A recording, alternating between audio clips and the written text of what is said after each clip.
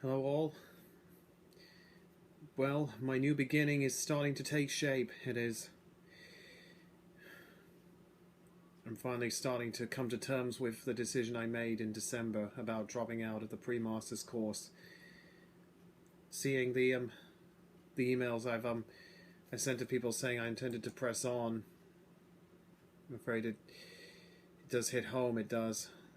You feel, how could you go back on your word like that? But it was the decision to make. Anyway, my new beginning will start to take shape this week when I start studying for A-level maths, because I've officially signed up at Sharnbrook School, and I will be taking my A-level in maths and hopefully getting a B grade, which is apparently a requirement a lot of employers like applicants to have, a B grade in A-level maths. They also like a 2-1 degree. I only have 2-2, which is a bit of a gap, it is. But also, I've also made the decision that I need to stay put at Tesco, because I do not feel that it is a good idea to try and seek a full-time job in engineering while trying to do an A-level. And a lot of people I've spoken to have agreed with me. But I still wish to gain experience in engineering before doing a job full-time and not just going back to Cranfield, which is what I intend to do next October in 2016. I have to do the pre-masters again in order to get on to an MSc course, and I'm still looking into doing the astronautics and space engineering because I feel I should be true to my passion and not try and find something else now. But I know I don't need to feel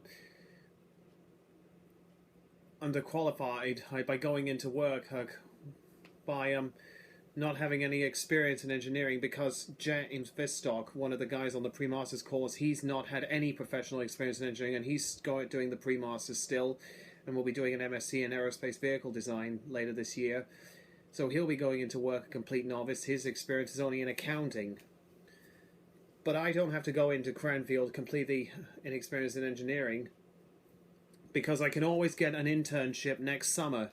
I can, and between June and September before starting at Cranfield in October, and I could still earn more money than I could at Tesco that way, and I could hold on to my some more shares and my bonus this year, so I'd get a lump sum when I leave.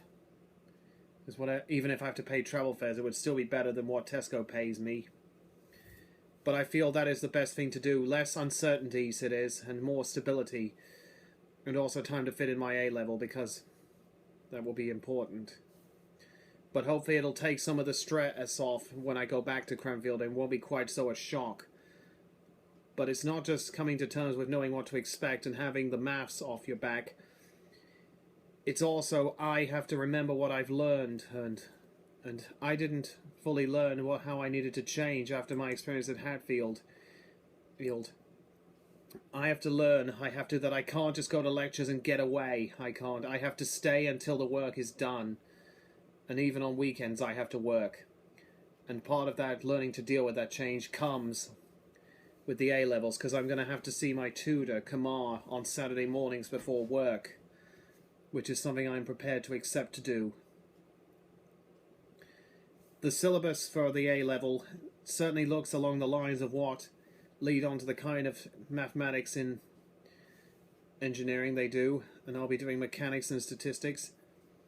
Another thing is, I feel it might be best an A-level is 6 modules, and the exams are in May and June, so it might be a good idea to do just the AS level this year which is for only 3 modules, because it's best to not pressure myself too much and to give myself the best chance of getting the B grade, which means I need to put in as much time and dedication as I can.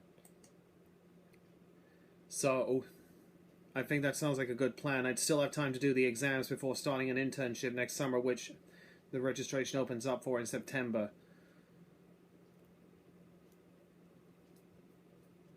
But also, I have to remember also about not worrying about money, because I have plenty of time to conserve my money to pay for the fees I do, and to have money left over for spending on food and things.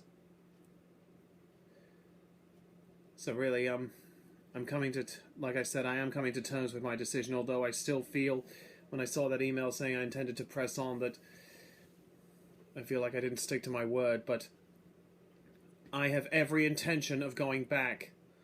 I'm just going to keep my word and complete the pre-masters by going back and trying a second time. And I know this plan will work, Hook. Even if I don't do the MSc, I owe it to myself to try again on the pre-masters, because I feel I have to prove to myself I can do it. Or else I can't feel confident about going into engineering full time. But I think my plan, Han, is a good one, and I think it will work this time. Things do happen for a reason. I have to get the A-level B grade, and then I get an internship for a few months next summer before going back to Cranfield and starting again on the pre-masters, and then in 2017, right after we've been to America again and had a break from it, I go on and do the MSc full-time for a year and graduate in 2018, because really I have to. I feel it would probably, I mean, I could always do it part-time over 2 years and just go to uni 6 or 7 weeks a year, but I wouldn't have anything to do apart from thesis work, Huck, and it's probably a good idea to gain experience working with others in the group design, in the group project part of the MSc, which is part of the full-time thing. But I can do it if I'm willing to change my attitude. The lectures will only last until January and after the exams, and then it's project work. It is until the end of August 2018. So I'm sure I can do it full-time if I have the right support.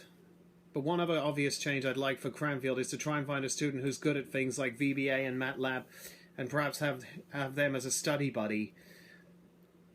Because, I mean, that came in handy having Paul there. I can't get a mentor like that at Cranfield, but if I could find a student who could provide that role, that would be great. It would. I think that's what I need, is someone with me to keep me focused. Because when I'm on my own, I can't focus properly, and I get distracted easily.